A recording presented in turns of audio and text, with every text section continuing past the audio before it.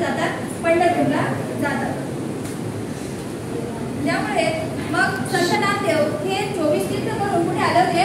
पंढरपूरला आले होते. पंढरपूरला त्यांना काय वाटलं? मग जीवनाला भेटायला विठोबासी कोणाला भेटायला आले ते? विठ्ठलाला भेटण्यासाठी ते पंढरपूरला आले. संतती कंठ ओसळला नयनी घातली लोळणी चरणावरी. म्हणजे 24 तीर्थ फिरून ते पंढरपूरला आले आणि विठ्ठलाला भेटले. फक्त यांचा आहे, विद्यार्थ्यांचा नाही, क्लास नाही. विद्यार्थी